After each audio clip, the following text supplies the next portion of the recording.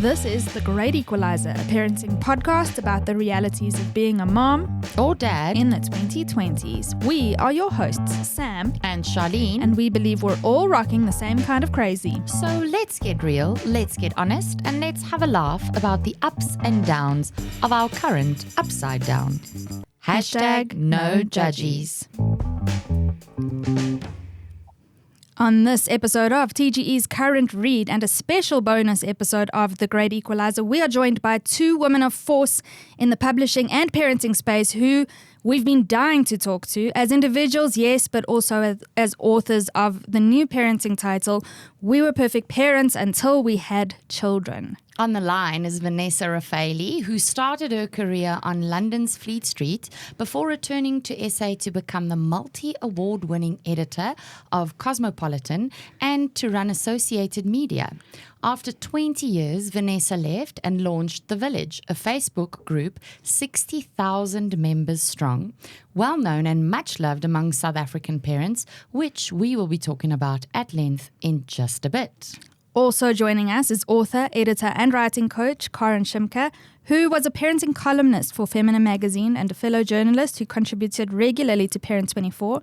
Karin is the author of one of my personal faves, The Weekly Love Letter, which tracks her adventures in her post-parenting years. Karin and Vanessa, welcome to TGE's Current Read and The Great Equalizer. Yes.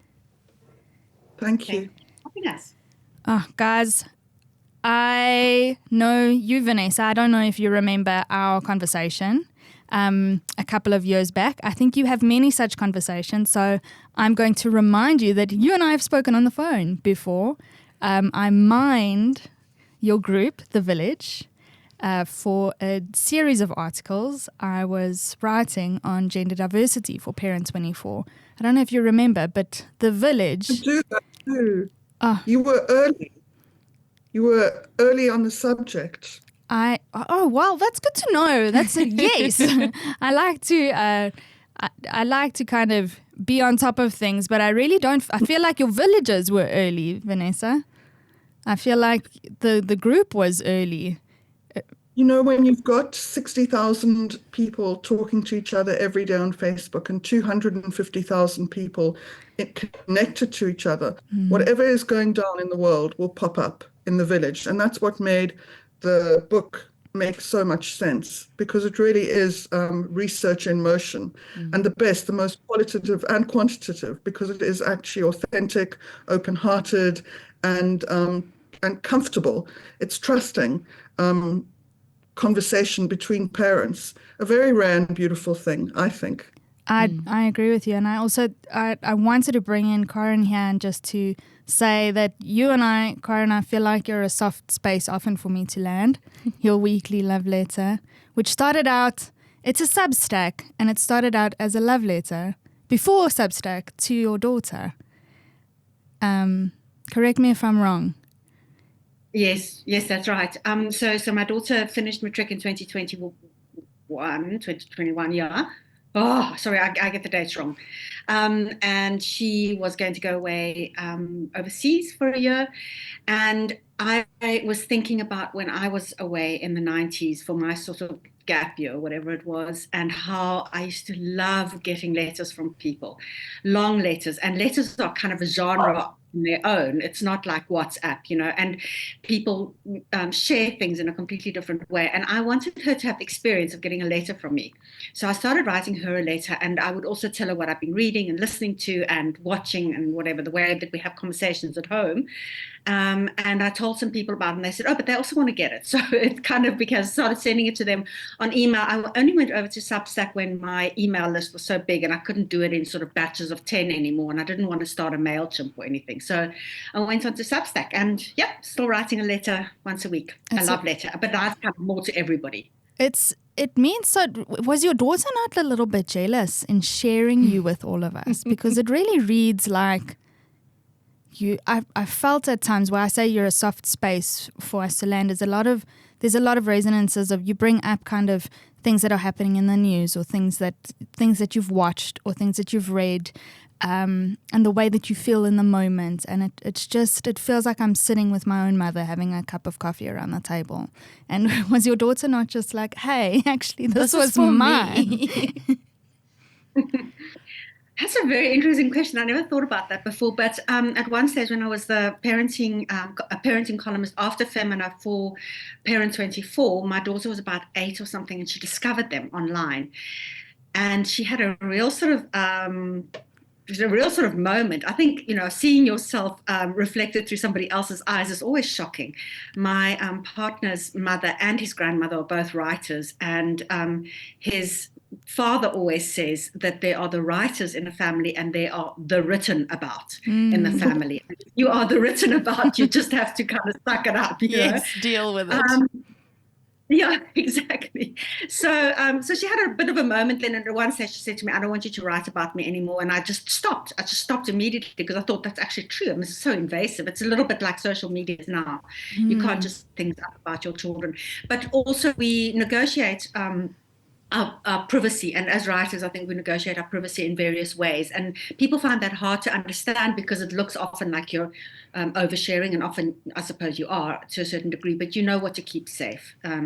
So I keep her safe. I think I keep my son safe and my partner safe, and we struggle along. This is the joys of being in the family with a writer, and the plight of a writer. But I think you do really well to.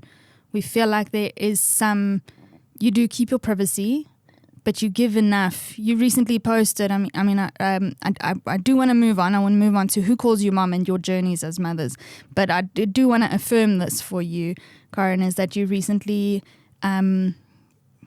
Did you say married? You joined hands with your partner. It wasn't a traditional marriage, and you don't see it that way. And it was just such a lovely moment that you did share.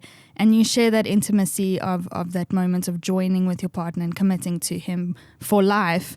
But there was that moment of like, you can see that there's privacy. I think you do well. And I think that there's a life lesson for Charlene and myself, who are also just starting. We've been doing this podcast for 6 or 7 years now, almost 7. And I think there's a lot of lesson in we've really taken a literal page out of the both of your book now and books.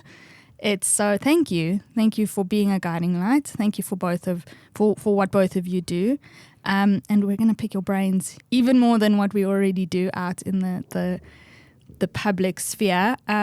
Starting with who calls you mom, and you don't have to share too much about your kids, but rather maybe your journey as mothers, where you're at, because we're moms of my boys are 4, almost 4, and 7, almost 8.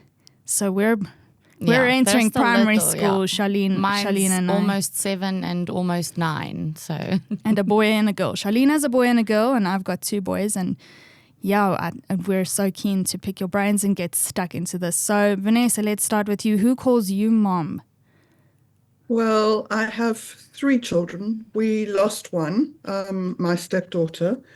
And she never called me mom. She has a wonderful mom. I'm one of the lucky ones who actually calls my husband's ex-wife my ex-wife as well. We are family, and we really love and respect each other.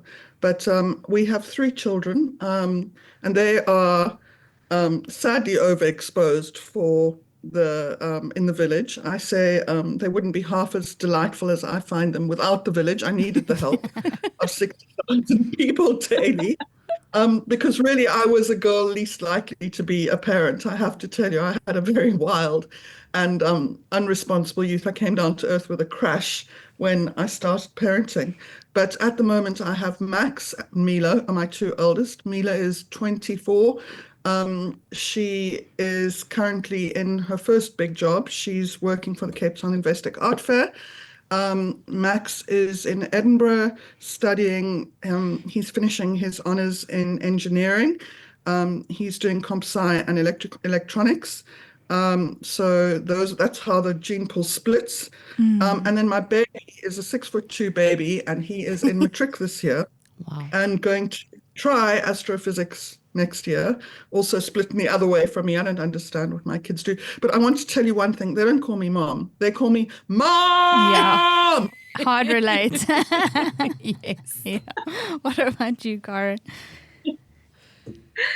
Oh, I love that. I also found out the other day, Vanessa, that our two boys have partied together before, Max and Ollie. So, Oh my goodness. Okay, hard debrief, I would say, required. Yeah, there's stories there, guys. yeah, for sure. Okay, so my two are Oliver, who is 24, and Jules, who is 21. Oliver has just come back from a short stint in Berlin and absolutely hated it. It's- How that's interesting. that's not where he belongs.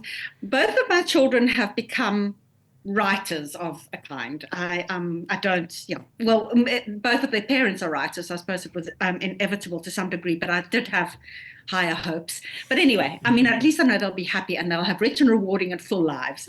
Yeah. Ollie is so Ollie's working as a sort of an outdoors journalist. He does four-wheel drive reviews, and he does a lot of camping and getaway and travel kind of writing. Jules has just this week started a degree at Amsterdam University called an international degree in art, politics, and culture. Oh, it's so fascinating, and I feel so envious of I want to say youngsters. I still feel like I'm 15 myself, but I'm so envious of students entering into undergrad now and what they have available to them, and internationally how the world has become so small. And I guess I'm super excited for our kids, Charlene. I don't know if I'm excited, Sam. I'm much more of a doom prophet. I just want to get through this week, for God's sake. We're here to help. Yes, on that note, The Village.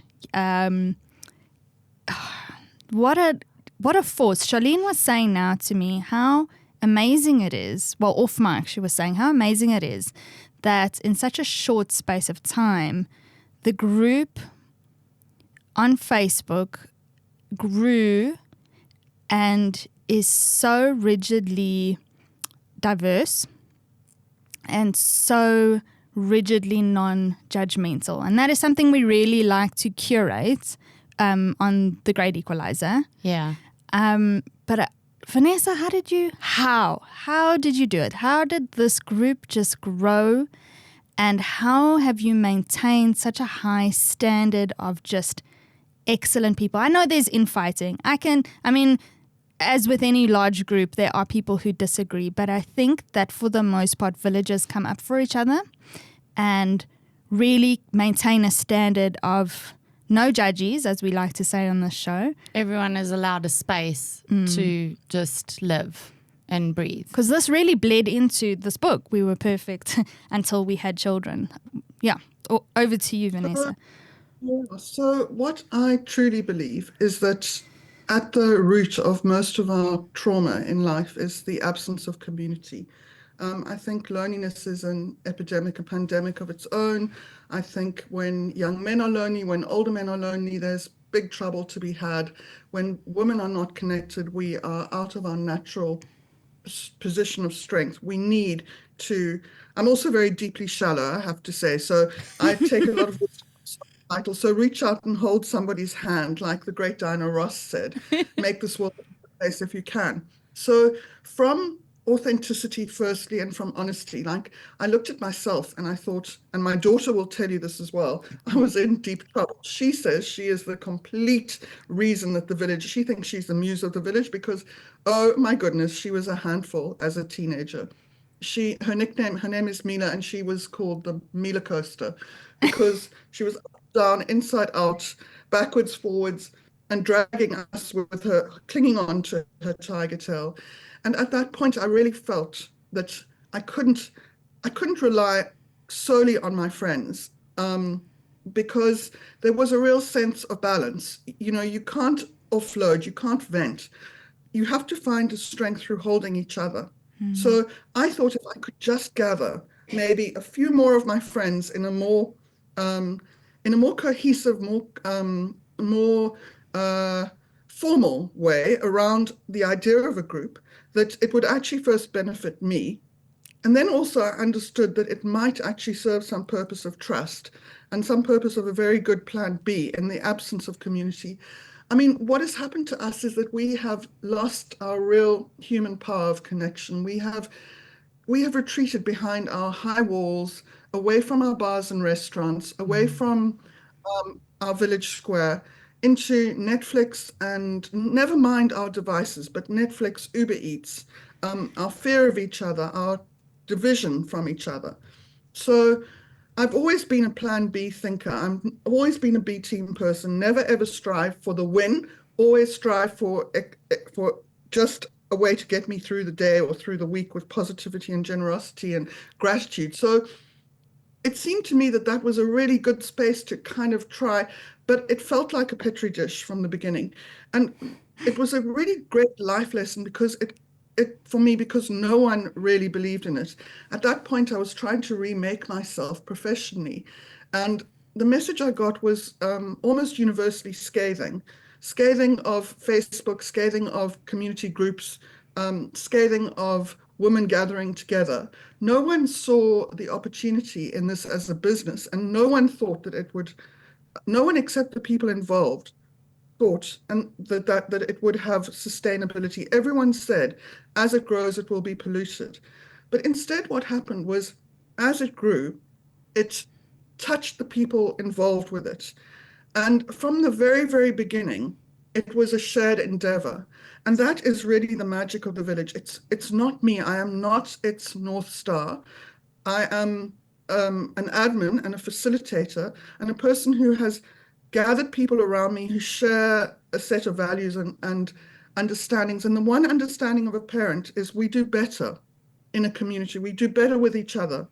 Like a bunch of sisters, particularly women, we do better with the help of our sisters and brothers.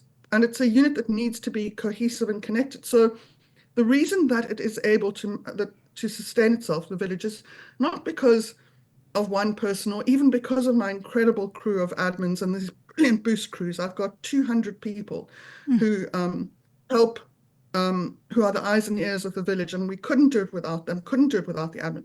But it's because every single person is invested in what they get out of it. So as you come in, you feel that you are no longer alone, and you feel that you are no longer the worst parent in the world, even though your child that screamed at from behind their slammed door at you. You kind of get the sense that we are better together. And then if you are in that space, you don't want to lose that. So people either stick around or bounce out immediately.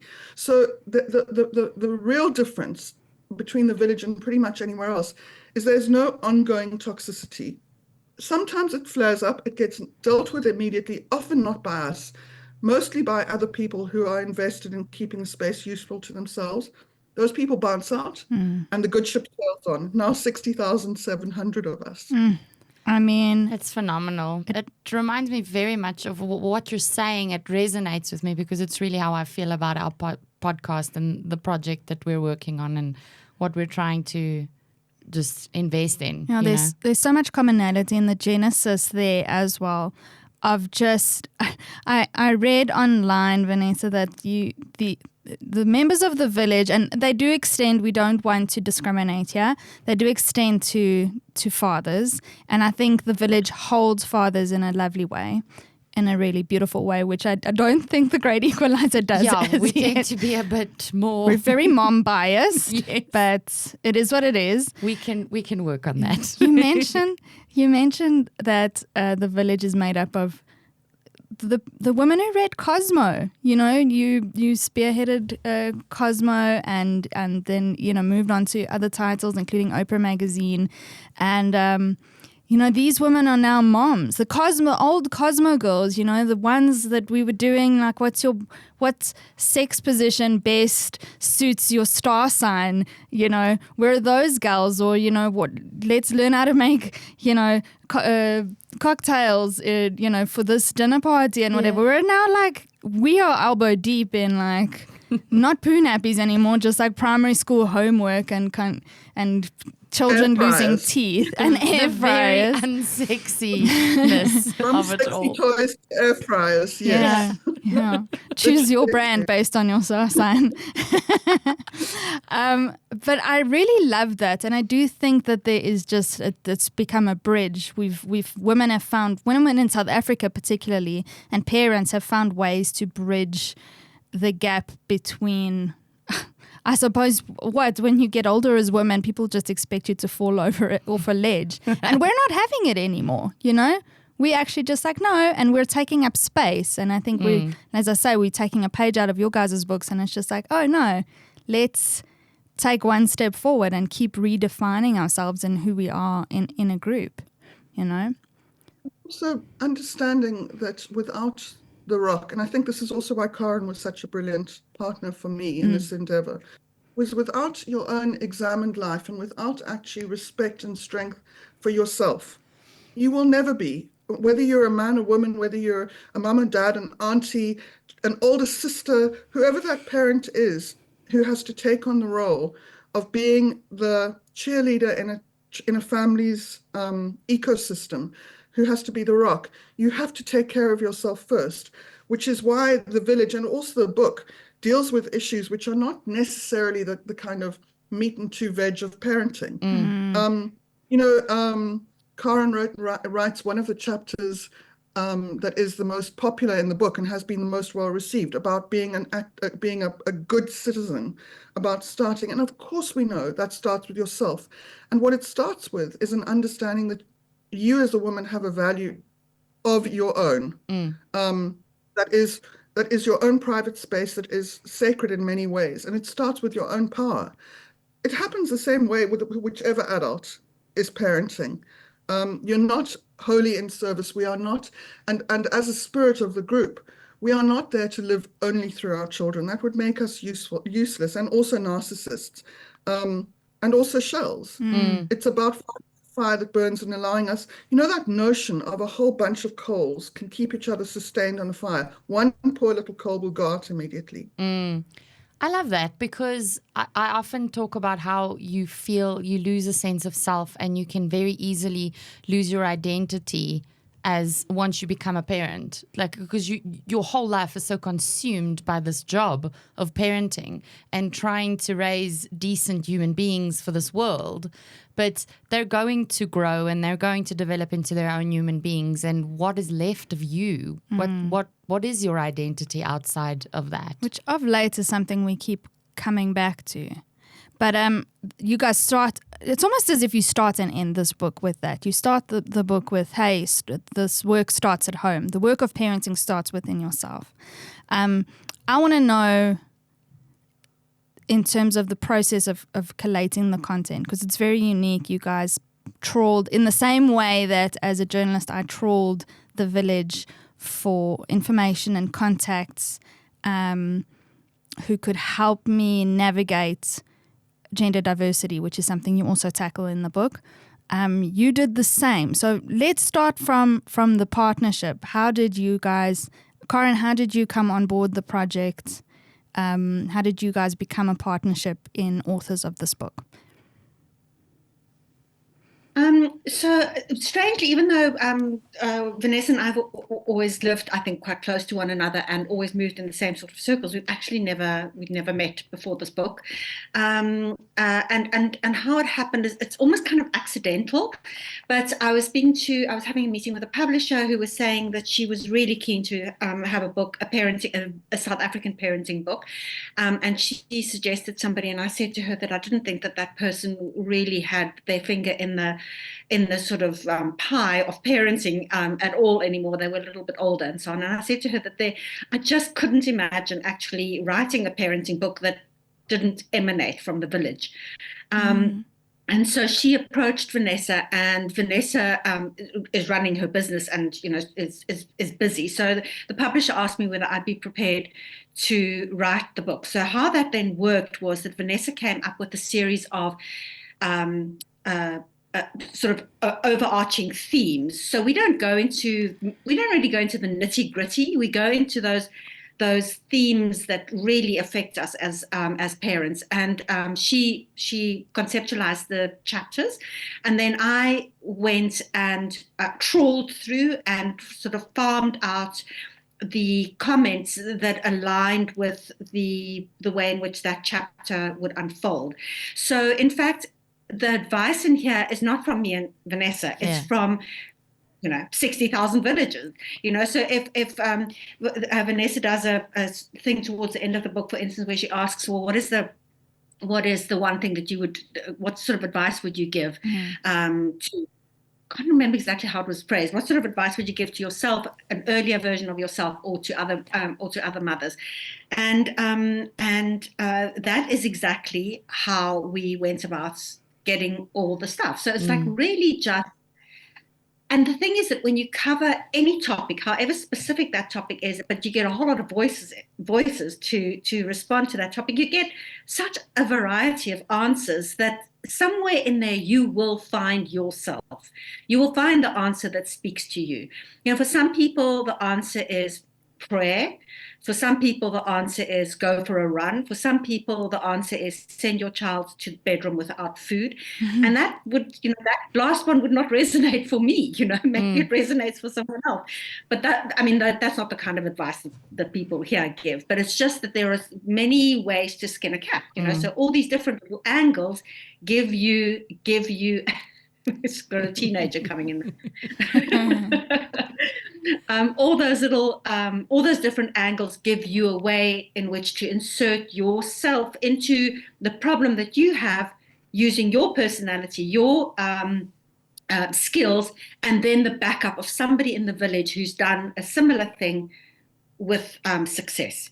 So that was how the whole thing got put together. I love that. Whenever we interview someone on our show, we're always cautious to not frame it as we have this parenting expert, because let's be honest, who is really an expert on parenting? It's so different for everyone, and it's really based on your own personal experiences and the individuals you're working with, the tiny humans or the older, young adult humans that you're working with. And so I love that it's real people's experiences, and you can in that find what's relatable for you. I also think you guys do so well in the in having collated the content in the way that you did. And bringing in all these different voices, there really is, it's not didactic whatsoever. It's all encompassing, really. You learn the huge power of what happens when people feel trust, when they are in a space where they can speak from open mind to open heart and vice versa.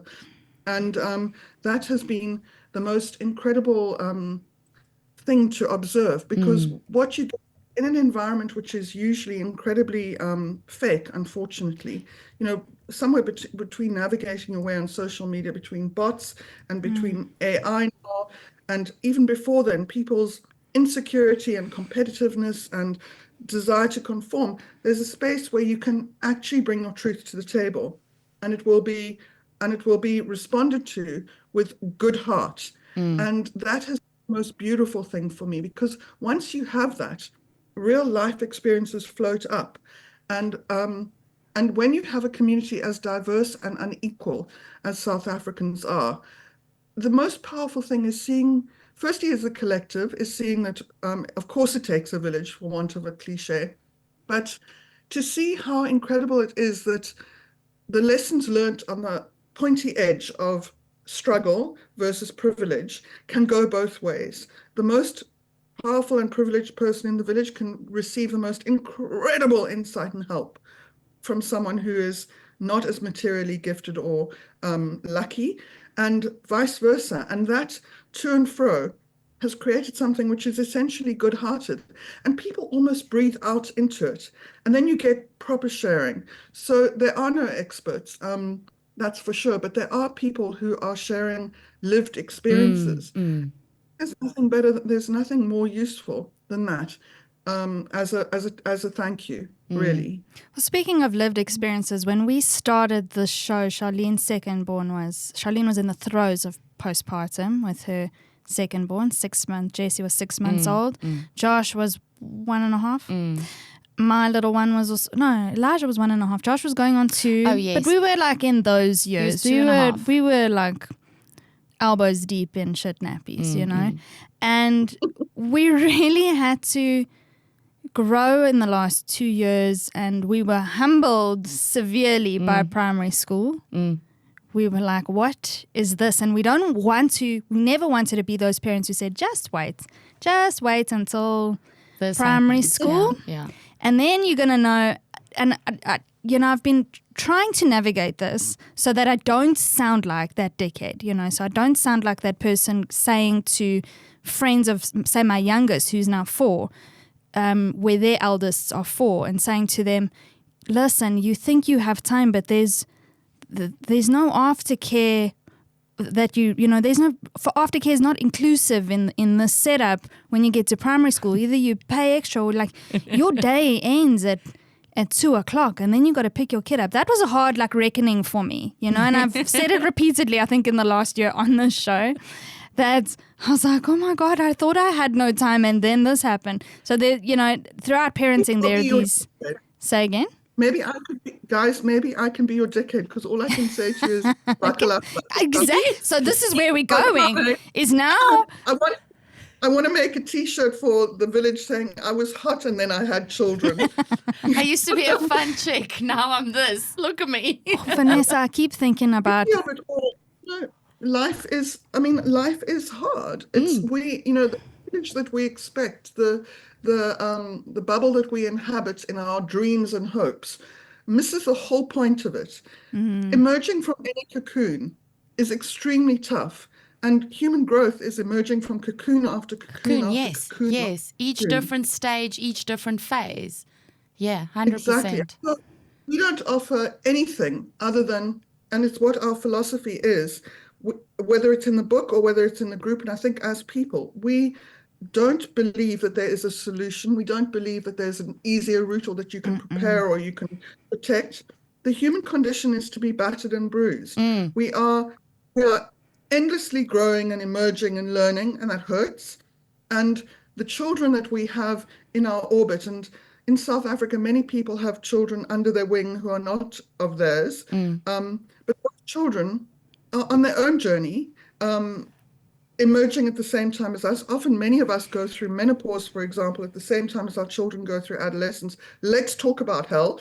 But the best thing I hear you on that. Do, and the greatest strength comes from just being at each other's side. And not often that position that you inhabit is not to come up with a solution, to wave a magic wand and fix things, to craft a human being in your image as you see success, because that again is narcissism, it's all wrong. But just walk at the side of, whether it's another mum or another dad or another adult, or walk at the side of a child, your child or someone else's child, and just be that rock, someone reliable, someone who believes, someone who is the cheerleader, the optimist, the person who feels some form of confidence and hope in the future. There's the power. And that's also the collective. So when you harness all of that, you get something which has a value in itself.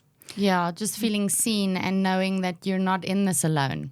Other people are struggling. I was just about to say that thing. I mean, Vanessa always says the one thing is that people always say on the village is, for the first time, I don't feel alone. Yes. Because all of us has some private little thing that we are struggling with. Yes. And at the same time, while it's private, there's this other voice in you going, you're so bad at this. I bet you other people aren't like that, And then when you have the guts to actually say, listen, this morning I screamed so loudly at my children that I think people down the road heard me, and somebody else goes, don't worry, it's happened to me too. Great story, just this feeling that, okay, you're not alone and you're not mad, You're not losing it completely, yes. Well, in talking about your experience and having kind of, I think you've bookmarked the book and at the teen and tween years. Right? Young adult. Yeah. Say again? Young adult. Young adult. We go as long as you want to be actively involved in parenting, we'll help. But I mean the parameters of the book. And also parent your parents. Yeah, the parameters of the book as parents who have now are out the other side of it, and as authors, you decided to include the tween and teen years, which frightens me because I'm just like, you're not talking about the primary school years, which means that I've really got my work cut out for me coming up. Like my husband and I are struggling with you talk about an alien in the house. We've got an almost 8-year-old, which I've read, and I think it's just the algorithm coming to me that 8 is the hardest age to parent, which I might disagree with that, having kind of dipped my toes into a lot of people's stories, and exposed myself to things like your book. But so I feel sufficiently warned but not judged, and you haven't been a dickhead in coming into this lightly. You've gone, hey, there's the F and, what do you call it? The F and F years, fireworks and fuckery, right? Fireworks and fuckery. Oh, the dogs. Keeping it real. Sorry. Yeah, well. All good. That's the way. That's how we roll. Exactly. Yeah. And then what you mentioned about adolescence and menopause in one household, we've really been talking about that now as well. And I think Charlene and I often look at ourselves, we're just like, we don't know if we're prepared. Yeah. But now that I've really combed your guys' book, I mean, I don't feel prepared, but I do feel held. Yes. I was just going to say, I feel like I can handle almost anything if I can have a glimpse of more or less what's going to be coming at me. Even if there's many variables, and I'm pretty sure I'm still going to get surprised, unpleasantly so, in many aspects, or maybe pleasantly so as well. Maybe it's a mix of both. But if I have a little bit of insight, because in the newborn stage, I often felt like nobody told me this. People tell you, oh, you're never going to sleep again, and try sleep when the baby sleeps. People tell you those very stereotypical things, but there's those moments in between that nobody told me about, like sometimes how alone I would feel, or how breastfeeding is not a very natural thing for everyone. Those early newborn stages. So I feel like this piece of literature is a little bit of an insight into those things that nobody told me this, which I'm very grateful for. I have this theory as well, though, that because I felt like that about menopause. Like nobody told me about menopause, but I often wonder whether it is that nobody told you, or it is that your ears were not yet attuned. Yes. And you couldn't hear it. You couldn't hear it. It's like when you're in the market for a new car and you don't really notice you've never noticed so many of this particular car that you've now been interested in, and all of a sudden, because your interest is piqued, you notice them more. So I hear you on that as well. Yeah. So it's nice to be prepared, but I bet you there's stuff in this book that just went right over your head because you don't need it yet. Exactly. And then when you need it, you will find it. It'll come to you. And the village is a great place to go when you act like, oh, this is a brand new problem that has just been designed by the universe and visited upon your special own self, and then. I love that. You put it out to the village, and like 270 people go, oh yeah, done that, done that. One thing though, and something that really resonated with me, because it's something that my husband and I have been discussing a lot, and in reading the book, firstly, I agree, Vanessa, the chapter on being a good citizen is something that I've been thinking about a lot in choosing schools for my kids and in bringing. So well done, Karin, on that chapter. But I actually thought you were going to bring up another one, Vanessa, when you spoke about a chapter that Karin had her hands in. So firstly, I want to bring up the big topics. You guys deal with adolescence, mental health, discipline, sex, gender diversity, self-care. People love talking about this stuff at length and really weighing in. But the one big ticket item for me that I'm just like, I want to talk more about this is money and financial literature and teaching your kids about that. And thank you. So actually, I need to find all my sounds are all over the place, but Yeah. Karin, that chapter on money and financial literacy, I was reading in the car. We were driving to the coast, and I just kept shutting my husband's audiobook off and being like, now listen to this. Good. It's so good because, all right. So if you guys could fill the listeners in who have not yet tapped into your book, why is money just one of those topics that people in the village don't seem to be open to really talking about? Well, actually, kind of not really, actually. I mean, it feels to me like it is. It's just that the anonymous posting button is a fairly recent thing. Before the anonymous posting button, I think that it happened less that people spoke about their money issues. And I think that this is an almost universal thing. It's not just a South African thing, but I have a feeling that in South Africa it is far, far worse because there is so much shame attached to the idea of money. If you have a lot of it, you're ashamed. If you have little, you're ashamed. You know, if you're middle class, if you're middle class and middle class and poor, which exists, you know, you have a house and you have a car, but you can't buy groceries at the end of the month. You have shame. It is, you know, and I remember in the 80s, you know, when I was a teenager, the topic of shame was sex. We just didn't talk about sex. You know, adults didn't talk to you about it. Turns out that actually adults didn't talk to us about money much then either, and they struggled to talk to their children about money, which is so weird. I mean, sex and money and being able to feed yourself and have relationships, all of that is part of life. Why is there such a taboo? But I think that it's understandable because money is a very, very touchy subject. Vanessa, I don't know if you want to talk a little bit, because I think what was interesting for me was during COVID that the financial thing became far more obvious in the village. So maybe, I don't know if you'd like to talk about that a little bit. Well, I think underlying all of this stuff, as Karin said, is emotion and is family functioning. And the problem is we live in the most unequal society on the planet. We know this. So when you have got such a large group of people, you've got this absolute gulf between experiences. And that does make it quite a hard one to navigate. Certainly, often people will write in and say, what's a decent pocket money? Or how can I teach my child to be money savvy? And then someone else is saying, I haven't even got money for food. People will be saying, what's the best place to go on holiday in Croatia? And someone else will be saying, I need school shoes for my kids. So money, as always, is so layered, and more so in this country than ever. And so one of the great advantages we have is the growing trust and the sense of community that allows you to bring your problems, and also allows you to reassure, because one of the messages that we are so real in the village, and we talk about really parenting through the challenges. So in South Africa, we are living in scorched earth at the moment. We've moved through chronologically, we've moved through COVID, but the results are still here.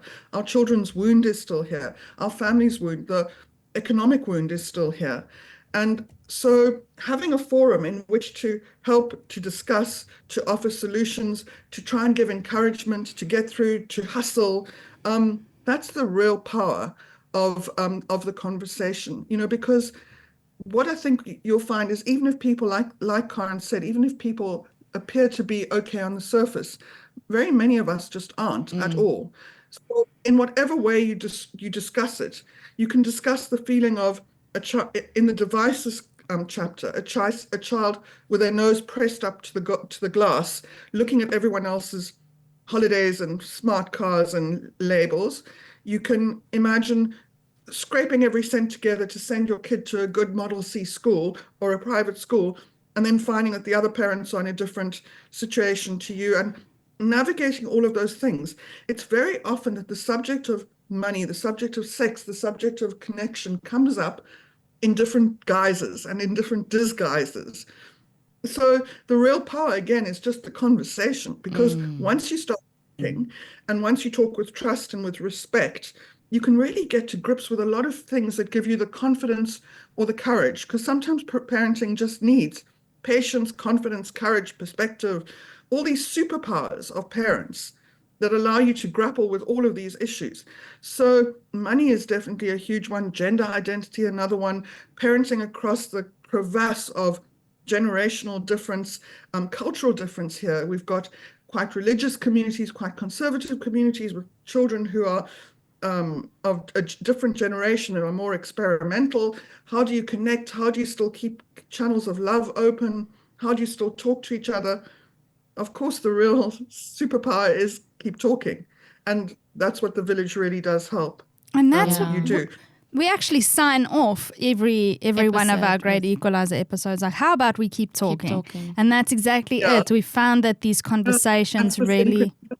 exactly that. It's the beauty of conversation, because it's, if nothing else, even if you don't get any, like you say, there is no silver bullet. There isn't one big solution to everything. But if nothing else, at least in being exposed to that conversation, you might be learning an understanding for someone else's circumstance or someone else's frame of reference. Yeah. And I think in that it teaches compassion. And critical thinking, which is what comes up in that Good Citizen chapter at towards the end, is I really find this lacking in a lot of people, that they struggle, and especially in where I come from, where I grew, the kind of mindset in which I grew up in, and not a fault of my parents, just I suppose a fault of the community that I grew up in, that, being of one religion, that's the right way. Or having this belief if it's about not that certain way, things. there is no other way. There is only this way. And having been exposed to critical thinking, you're a sinner or you're wrong for believing that. Exactly, and that's also where like the good girl complex comes in. Vanessa, sorry. Well, I mean, one of the most amazing takeaways that I've had from the village is to kind of find out, like, after all of this immersion, after all of this thought, what do you come out thinking that you can do best for your children? What mistakes do you kind of now, with hindsight, look back at your family? And I think kind of oxygen is so important. Like understanding that someone needs to breathe, that you as a parent are allowed to breathe, that you don't need to have all the solutions, it doesn't need to be immediate, it doesn't need to be your way always. And that then the people around you can also breathe. They can also have their own journey through this kind of shambles. I mean, my whole view on life is that it generally is a shambles we all just kind of crawl through, basically. Sometimes dance, sometimes skate, sometimes slip, slide, whatever, it's a shambles. But if you allow oxygen to someone else, I mean, my husband and I were watching a movie on our own culture, we're Jewish, and we were watching a movie about very, very Orthodox Jews, where, of course, a nonconformist was rejected entirely. And I was thinking, what kind of certainty and insecurity do you need? What kind of parental cancer do you have that assumes that your way is the right way? And how much do you lose through not letting your child breathe and speak back at you? And to watch your child grow into their own beautiful, challenging self, you lose so much. So that for me of the whole thing of oxygen and breathing, taking a breath, letting someone talk, listening to someone, giving them space, all those things are so magic, and also take such an enormous pressure off you as the adult in the room. Because if you feel that pressure of having to have all the answers and having to hold all these people and to keep them on your path, you're just exhausting yourself. There's an energy just flying out of you into somewhere it has no place to be. Whereas to come back to where we came back, we also need to take care of our own precious selves so that we aren't just a hollow kind of force pushing someone to conform to what we knew. It's a very good world for our children, and it's their world, not our world. We're just there to walk alongside. Yeah. The other thing about when you think that you are supposed to have all the answers, know how to do things, and operate from habit and familiarity rather than from curiosity, is that you are actually covering yourself in scales of defense that make it hard for other people to access you, and it makes it incredibly difficult for you to access the kind of knowledge that comes from communal sharing, because you can never let any one of those scales fall off your body and expose a vulnerable place. And yet, I mean, there's that famous, world famous, like this will be famous in 20 years' time, Brené Brown talk about shame, and the thing is that we cannot actually do ourselves or any of the people that we love any favors if we don't stop acting like we know what we're doing. Exactly. We don't. That's very true. It's earmarking that. Yes. That is like a mic drop moment. And I think you become imprisoned by that if you create that persona, or you put that pressure on yourself to have, like we always say, to have your shit together or to know everything.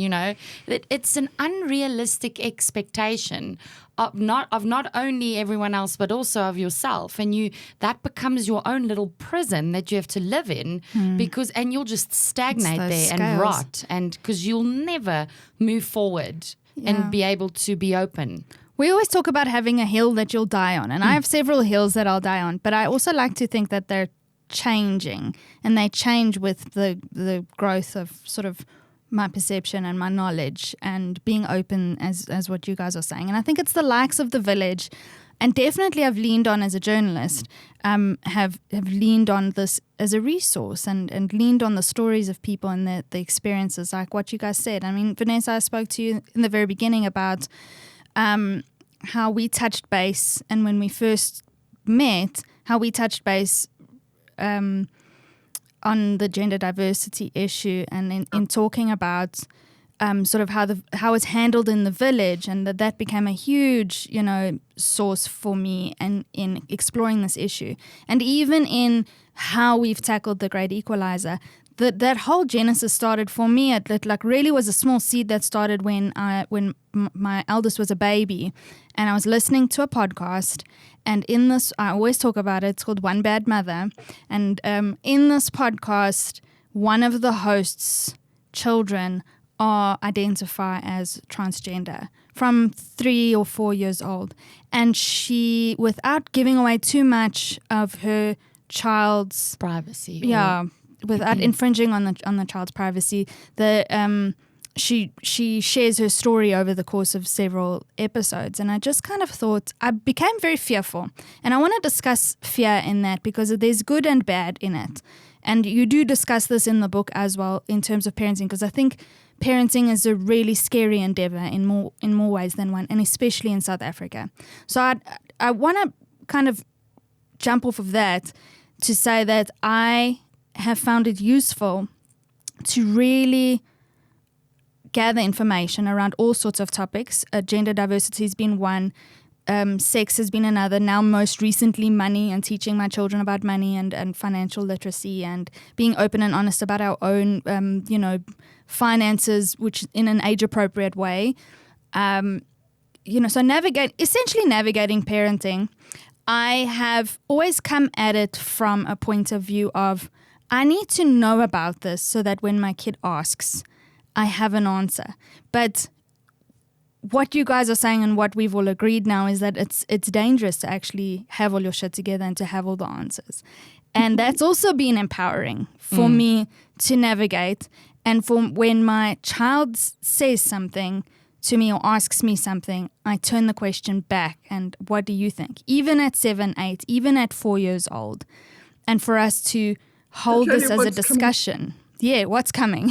What's coming at 14 is your child who's absolutely 100% confident and knows without a shadow of a doubt that they know much more than you, thanks to their 14 years on this earth.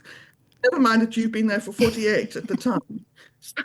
I can imagine it's hard, though. It's so difficult because we are trying so hard from when they're in the womb. We're reading all the books, we're doing all the things, and then suddenly you become unpopular. I said early on in this podcast that we lost a child. Yes. And one would think... I'm sorry about that, by the way. I didn't get a chance to. There's nothing worse. There is nothing worse. But you would think, and I'm sorry for the scratching because my disobedient canine child is misbehaving. But the interesting thing that I learned from that is that when the worst has happened to you, you learn profound gratitude. And in a funny way, we became less anxious because the competing need for grief and loss and fear for the same thing happening to someone else was counterbalanced by the absolute understanding of the privilege of being in the moment and being conscious. And so in a funny way, I mean, a couple of my best friends had a group called the Neurotic Mothers Club when the children were young, and I was banned from joining it because I was the opposite. I was always like, oh, if those kids are brushing their teeth, I'm winning. Like, never mind, brush their hair, never mind, they can wear their clothes 3 days in a row. So that anxiety that you're feeling and the driving force of wanting to be the good mother or the good parent, I think is actually quite toxic, really, in a way. I think it puts pressure, and there's enough pressure. We have enough external pressure. It's hard enough, and that we live in a hard world. And the one place that you have power over is the ability to, again, just breathe. Just breathe. Tell yourself that the world will be a mixture of good and bad. It's the walk through the garden of good and evil. That's just the path that we all take. There's a lot we cannot control. The stuff we can control is often the only thing we can control is taking a deep breath and being kind to yourself and actually making that active. So, living with this heightened sense of anxiety is very current at the moment, that we're told to worry about our children, to be involved with our children, to helicopter our children is good parenting. And we kind of posit it's the opposite. I think stepping back and making space and giving time mostly for yourself and giving yourself a break and saying that if you have enough space for love to kind of seep in and for a sense of humor to seep in and for an acceptance, a surrender to the fact that terrible things will happen, for sure, it makes the morning you wake up when something terrible doesn't happen such a beautiful thing. And that is really the way that I have parented my children. And I think it's made them very robust little individuals. They are definitely then, you asked what we were called. Well, I call them the gremlins because they are. They are rugged individuals. They are opinionated. They went to the schools of tough knocks. They have learned that terrible things can happen. They are not shielded. But what they are is connected, loved, held, allowed to be themselves. And it's taken so much pressure off me. I think I'm repeating myself. No, that's beautiful. You can't see Charlene, but you made me cry. She's in a puddle here in front of me. It's not a hard thing to do. I cry easily, but I cry only when I'm moved. And you've moved me with what you've said because I have such a desperate need for oxygen at the moment. And so the way you've put it is it hit me in the feels. So thank you for saying that. Thanks for sharing that. What we also can do is send you an absolutely enormous hug and say every single one of us kind of dissolves into a puddle every now and then. And that's also so bloody good for us. Yeah. It's so good. Real. It's letting the tap open a little bit. Yeah. And taking something off and saying it's absolutely 100% okay. Yeah. There's a line here that Sam wanted to talk about, which I don't know if you're still going to get to it, about your heart's anxiety. Is not theirs to own. Is not theirs to own. It was something that one of your villagers had said, and you had put it in a chapter, and I can't remember which chapter it was, but I think it was on when danger and disaster. On danger and disaster. That chapter, and on just where it ties into exactly what you just said. Yeah, Vanessa. this anxiety that I carry. I'm anxious about so many things, and then I'm anxious about the future. I'm anxious about everyone's safety. I'm anxious about surviving and being good at it and being a whole person while I'm doing all of this. And then I'm anxious about them having to carry my anxiety because I'm always anxious. And it's like a runaway train. You can't get away from it. So that was a beautiful line. One of your villagers said she was a single mom, if I recall correctly. She was a single mom. Her kids had grown, and she was just feeling such pain and anxiety of her kids leaving, flying the coop as they do. And you also speak about, parenting is the big process of letting go. So it was one of the big let goes, I think, is when they matriculate.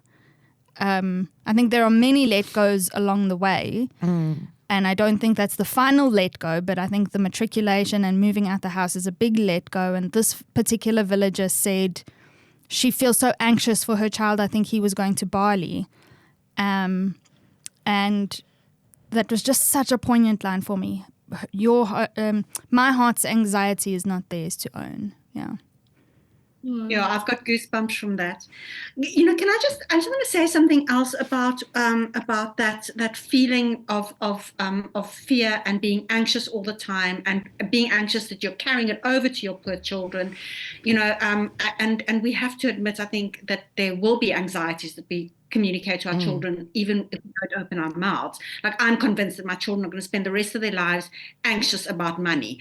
But the one thing I want to say, which answers something you spoke about before, and this thing about either informing yourself in order to prepare yourself for things, even if what comes down the line is not exactly the same, or when you are asked questions, and I think Sam, you said that you would then reflect the question back to your children. Well, what do you think? I think that's a great way to do it. But I think that we don't know enough the absolute power of the 3 words, I don't know. Yeah. Because if you say, I don't know, and you then proceed to find out, and you enlist your children in that finding out, you are doing so many things at the same time. You are showing them what it means to think critically. You are showing them what it means to be vulnerable. And you and your child or children are embarking on a little mini adventure. Yeah, this road of discovery. Yes. If they say to you, but like, in what year did apartheid become the thing or whatever, and you go, oh, I actually don't know, and then let's go and look it up together. So what you're teaching them is that it's okay to not know, and you are teaching them curiosity, and you are teaching them the ways in which you can gather information. And it's not just about not having answers to simple, direct, immediate, prosaic, everyday things, but also the bigger things, like, I don't know what's going to happen to this country. I don't know what's going to happen to my children's lives. I don't know. And actually, there's no way you can know. And if you kind of get over the I don't know, and well, that is just the way that it is, there is, to use Vanessa's wonderful word, there is oxygen in that. There is oxygen there. Guys, I'd love to close off with an excerpt from the book. It's something that really just stopped me in my tracks. And Vanessa, if you wouldn't mind, at page 119, you say you look at other chapters. There's a Vanessa Says portion. Much of the book is what the villagers say, and then there's what Karin says and what Vanessa says. You say all of it could be, I think, distilled into one sentence: you are enough. And I'll let you take it from there. This is really important to remember when you are considering, perhaps bemoaning, the connection between successful parenting and money. On your dark days, do you secretly believe you would be a better parent if you had more money? Luckily for the vast majority of us, money is not what is most needed if our aim is to be beloved parents. Years ago, I worked with Oprah Winfrey. We published Oh, the Oprah magazine in South Africa for 10 wonderful years. To launch it, we did masses of research, trying to get to grips with the needs, passions, and belief of our potential audience. We asked one question that at the time I poo-pooed, thinking that, of course, everyone would answer Madiba, and we'd learn nothing. The question was, who do you respect more than anyone else? The answer was not Madiba. The answer was my mother. How beautiful is that? In a country and a demographic where many of the mothers concerned had to work away from their own children, work in menial, time-consuming jobs to get by, these daughters valued their moms above all. And why? Because the following does not cost a bean. 1, to be a child's cheerleader, to be the voice in their head and their heart that says, you can do it. I believe in you. I'm here to try to help if you need me. I love you for you. To be the voice who says you are enough. to also be the voice that says, I am enough, to parent with self-respect, to role model optimism, dignity, courage, resilience, and decency, to hold your own head high no matter what, to try to inoculate your children against the corrupt and plastic value system of social media. Talk to your children. Talk to them when they push their noses up against the virtual showroom windows, behind which gleam possessions they and you cannot afford. These are important values to be learned through not having everything: sustainability, modesty, living within one's need, learning the true value of things. To teach a set of values that ranks being a net contributor and a decent citizen higher than being rich. To be a parent who respects everyone and treats everyone with equal respect. To be the person who treats the waitron and office cleaner as decently as you would treat the most successful person you know. Children are sponges. They take in much more by osmosis than they do by being told.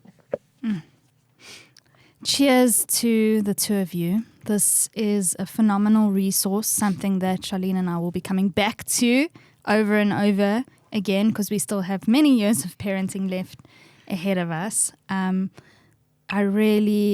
recommend it to all of our listeners and to any friends and family as well. We have such robust discussions around all of these topics, in the same way that you've engendered these robust discussions in the book and really encompassed the values of the village and what it means to South African parents. I'm going to give you another round of applause.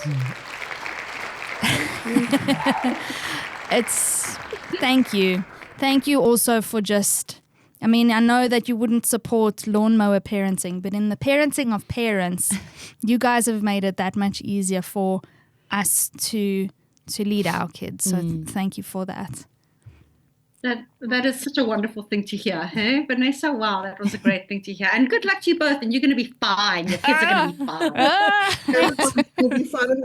And on the days that it's not, we'll be here. Thank you. Thank you. Yeah. It's all with 60,000 best friends. I love it.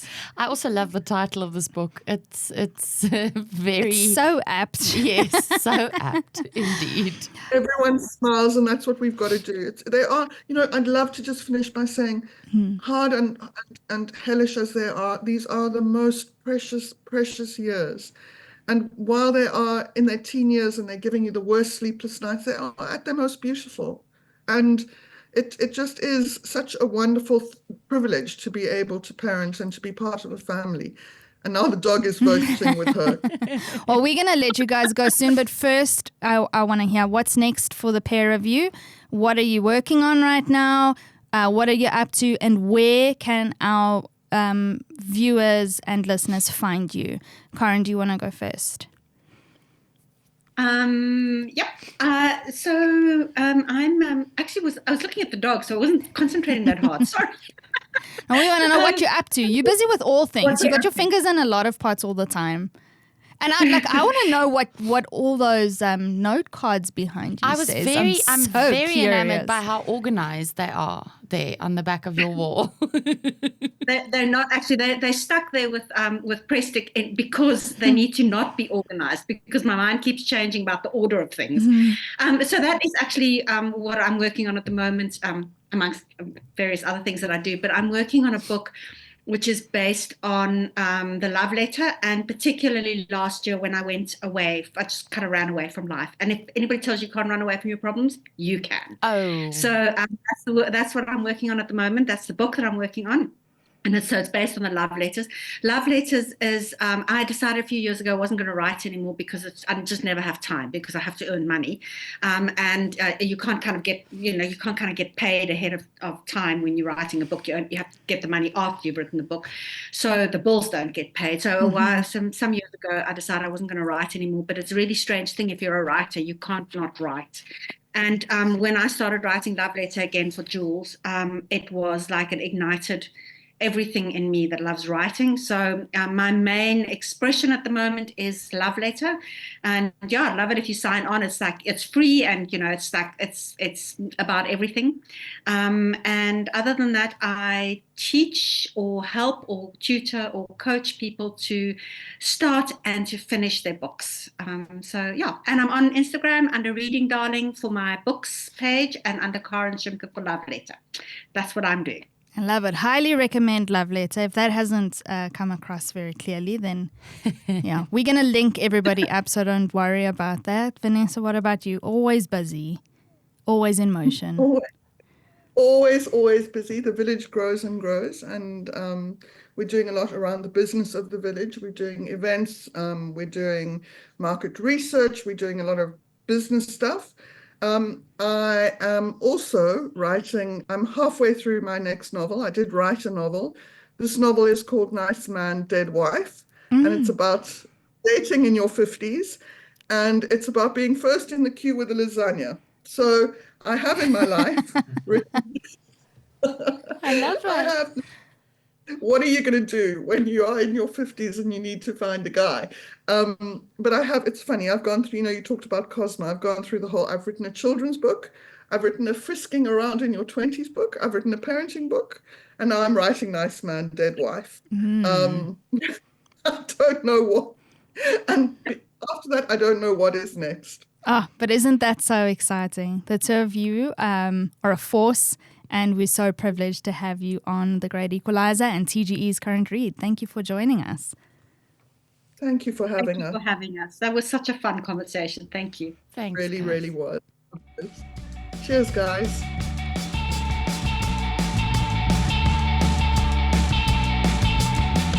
Shout out to our producers over at Autumn Aperture and ARG Studios, including our editor Ray Herbst and sound engineer Stephen Krill. Please review our show notes for more on today's topic and expert guest. And for more on The Great Equalizer, our website is always a good idea, www.thegreatequalizer.co.za, along with our social media platforms on Instagram, Facebook, Twitter, and now YouTube. And of course, if you want to chat with Sam or Charlene directly, email us at info@thegreatequalizer.co.za. We would love to hear from you. And guess what? We respond.